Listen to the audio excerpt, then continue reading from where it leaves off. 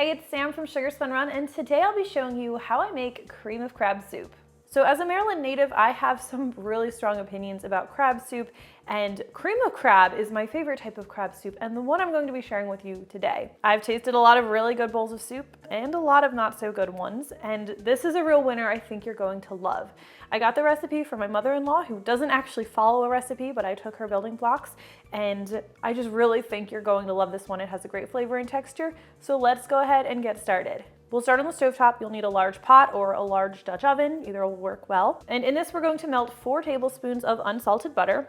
And I opt for unsalted butter just because it's going to give me a little more control of the salt in the recipe. I'm not someone who goes for less salt. I just like to make sure I can control the flavor the best I can. If you use salted butter, you might need to adjust to the salt that we add later on a little bit. So we'll let this butter melt. So once your butter is melted, we're going to add our onion.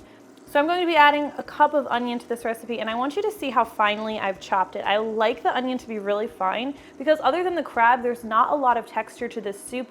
It's mostly cream. So we're going to add a cup of this. I have a little more than a cup here, so I'm not going to use all of it. So we'll stir this onion into the butter, make sure it's totally coated in the butter, and we'll cook it in the butter until it's nice and softened. The onion should be turning translucent, but what you don't want is you don't want it to brown because that's going to change the flavor a little bit. We want a milder onion flavor here. Okay, so once your onion is nice and softened, we are going to add some flour. I'm going to sprinkle that in over the onion. This is 3 tablespoons of all-purpose flour, and I'm going to whisk this in until it's completely combined. So once that's combined, I'm going to add my seasoning. We are using Old Bay. If you can't find Old Bay, look for a seafood seasoning instead. We're also going to add a 1/4 teaspoon of salt. And I'm going to add about a 1/4 teaspoon of freshly cracked black pepper. Freshly cracked is my preference. It's just the best option for the best flavor. And we are going to keep whisking this or stirring it for about another 60 to 90 seconds longer, which is just going to help toast that flour a little bit, develop the spices, which is going to give our soup a really nice flavor. Most of this soup is cream. So by building on a really flavorful base, which is like a roux that we're making here, we are going to be adding all of our flavor here at this point. This is a very critical step. Not all of our flavor, but so much of our flavor starts here. All right, next thing you need is half and half for this recipe. I'm gonna spill it. This is 4 cups of half and half, and we're going to slowly add this in while stirring. So I only added a bit at first.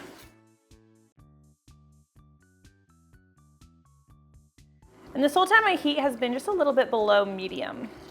Don't want to turn up the heat too high or you'll burn things.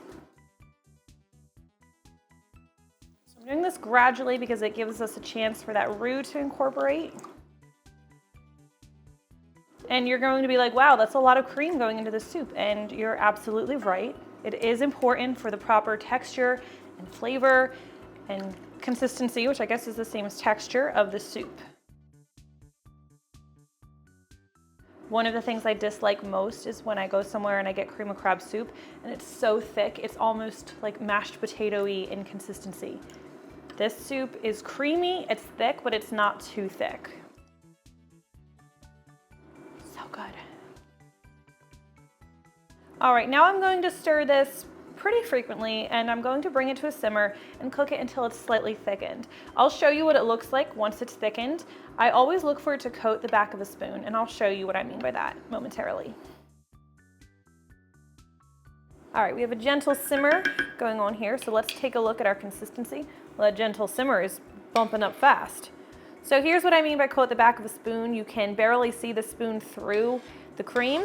That's what we want to look for. Also, if you took your finger, swiped it through, it would leave a trail. Also, that's really hot, so be careful if you do that.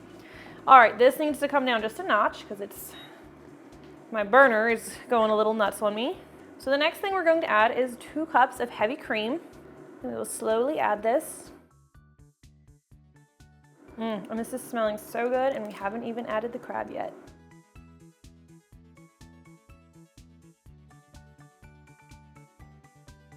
Now the next ingredient is 2 tablespoons of sherry. I recommend a dry sherry over a sherry that's labeled cooking sherry.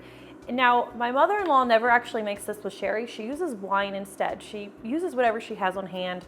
I'm pretty sure she will use red wine as quickly as she'll use a white wine, and she adds it to taste. So you could do that. I usually find I need a little bit more wine than I do sherry, but sherry is a more classic ingredient with cream of crab soup, and it is my preference and my recommendation, especially if this is your first time trying this soup.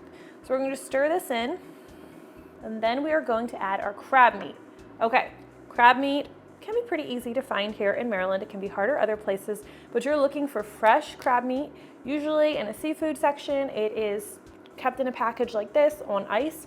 Specifically, I recommend using jumbo lump crab meat. Lump crab meat is finer, breaks up in the soup a little bit. It could be used, but jumbo lump is going to give you those nice crab pieces.